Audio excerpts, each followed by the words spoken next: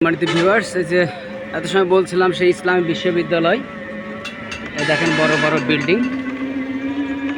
এটা হয়তো ক্লাসরুম হবে অথবা আবাসিক হবে।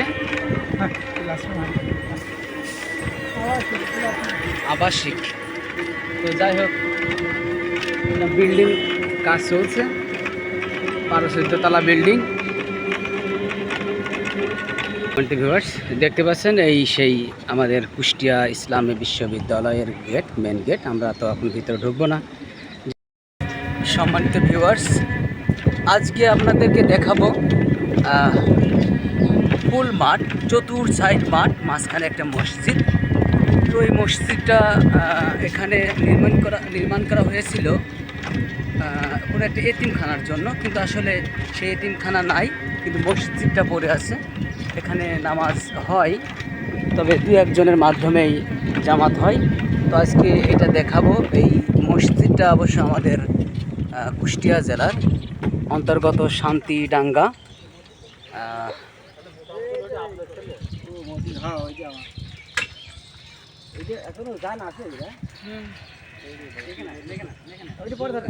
সম্মানিত ভিউয়ার্স, আজকে আমরা এসেছি এখানে। দীর্ঘদিন শুনেছি যে শান্তিডাঙ্গা একটা মাঠের ভিতরে মসজিদ আছে। তো এই মসজিদটা তৈরি করা হয়েছিল অনেক দিন আগে, কিন্তু এটা তৈরি করা হয়েছিল মোটামুটি এখানে একটা এতিমখানা ছিল, যার কারণে এই মসজিদটা তৈরি করা হয়েছিল, আমরা পরস্পর জানতে পারলাম।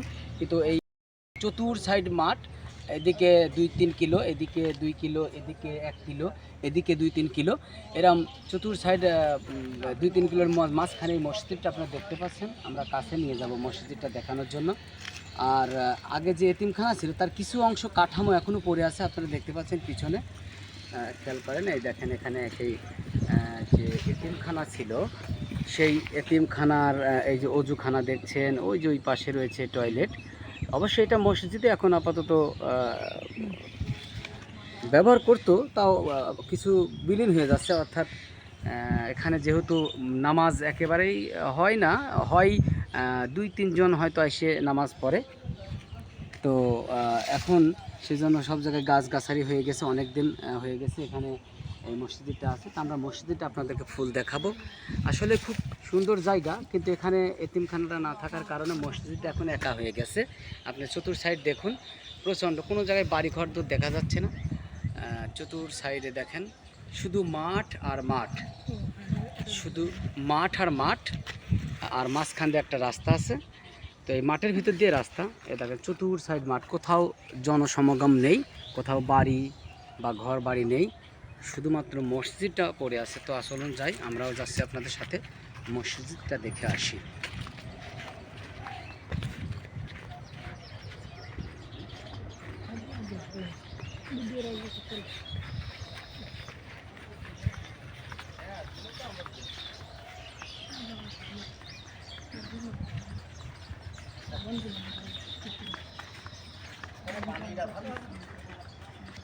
মসজিদটা খুব সুন্দর। এর আগে এসেছিলাম, তখন লতা পাতাতে ঘেরা ছিল। এটা পরিষ্কার করা হয়েছে, রঙও করা হয়েছিল। তো দেখতে পাচ্ছেন, আসুন আমরা দেখতে থাকি। মসজিদের মিনারটা খুব সুন্দর হয়েছে।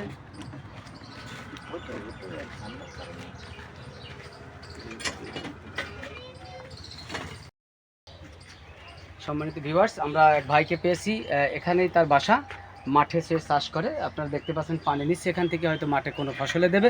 তো ভাইয়া, এই যে মসজিদটা হয়েছে, এটা কি এতিমখানার জন্য? আমি শুনছি যে এতিমখানার জন্য এই মসজিদটা হয়েছে, এটা কি সত্য কথা? হ্যাঁ, এটা সত্য। আর এতিমখানা নেই না, বর্তমানে এতিমখানা নেই। 5-7 বছর আগে এখান থেকে চলে গেছে। ওরকমই না, 10-12 বছর এতিমখানা নেই। তো এই মসজিদে বর্তমান কি নামাজ হচ্ছে? বর্তমান ওই অক্ত নামাজ টামাজ হয়, তাও জুম্মা টুম্মা খুব একটা হয় না। ও, জুম্মা টুম্মা হয় না, মানে শুনলেন? তো ও, মানে বেকট জায়গা, অর্থাৎ বুঝতে তো পারছেন, সন্ধ্যার পরে এই জায়গা একটু ভয়ঙ্করই হয়, কারণ চতুর সাইড মাঠ, মাঝখানে একটা মসজিদ। এখানে একজন নামাজ পড়তে আসলে একটু ভয় ভয় করতেই পারে, স্বাভাবিক বিষয়। হয়তো 2-1 ওয়াক্তের নামাজ বা ওই যে বারান্দায় নামাজ হয়, কিন্তু ওক্তীয় নামাজও খুব একটা হয় না, জুম্মা তো হয় না। তো আসলে দেখেন, জনসমাগম না থাকলে কি হয়, জনসমাগম না থাকলে কি হয়, আল্লাহর ঘর মসজিদ, নামাজ পড়ার আসলে সেই মুভমেন্ট কারোর নেই, এত দূরে আসে না। তো হয়তো জহর, আসর, মাগরিব জোহর, আসর, মাগরিব এই মসজিদে নামাজ হয়। এশা আর ফজরের নামাজটা খুব একটা এখানে হয় না। মসজিদে তালা ঝুলানো আছে। আর যদি কেউ মাঠের লোক আসে, হয়তো এই যে বারান্দায় পাটি দিয়ে আছে, টিউবওয়েল আছে পাশে, হয়তো এখানে নামাজ পড়ে। আপনারা দেখুন, চতুর সাইড ঘুরে ঘুরে আমরা দেখাচ্ছি। মসজিদটা দেখুন, এই যে দেখতে পাচ্ছেন এই সাইডটা, অর্থাৎ এটা আপনার হচ্ছে দক্ষিণ সাইড বলা হয়।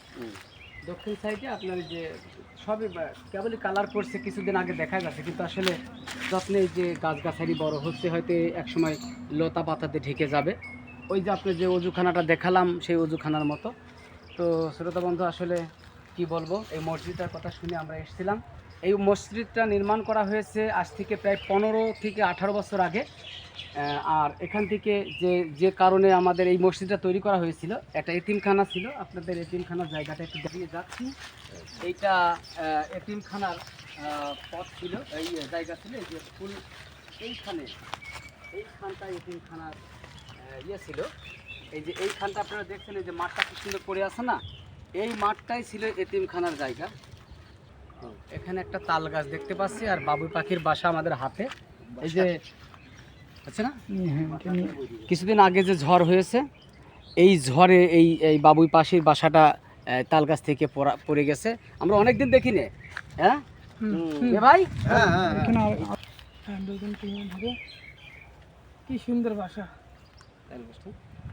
এই যে বাবুই পাখির বাসাটা দেখছেন, সেই আসলে কবিতাটা, ওই যে একটা কবিতা আছে, আমার মনে হয়ে গেল যে বাবুই পাখিকে ডাকিয়া বলছে চোরাই, কুড়ে ঘর থেকে কর শিল্পীর বড়াই।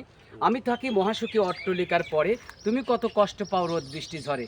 আর এই পাখির বাসা যে বাবুই হাসিয়া কয়, সন্দেহে কি তাই, কষ্ট পাই তবু থাকি নিজের বাসায়, পাকা হোক তবু ভাই পরের বাসা, নিজ হাতে গড়া মোর কাঁচা ঘর খাসা।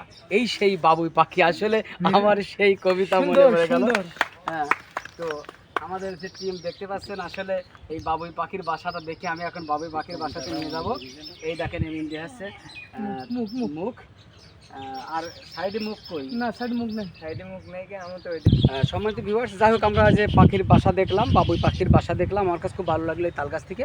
আর এই যে জায়গাটা দেখছেন খালি পড়ে আছে, একটু তাকান, খালি পড়ে আছে, এই জায়গাটাই ছিল সেই এতিমখানাটা। তো সেই এতিমখানা বর্তমান নেই, এখন এই মসজিদটা পড়ে আছে, কাঠামোটা। তো আপনাদেরকে দেখাতে পেরে আমরাও খুশি, আপনারাও খুশি হবেন।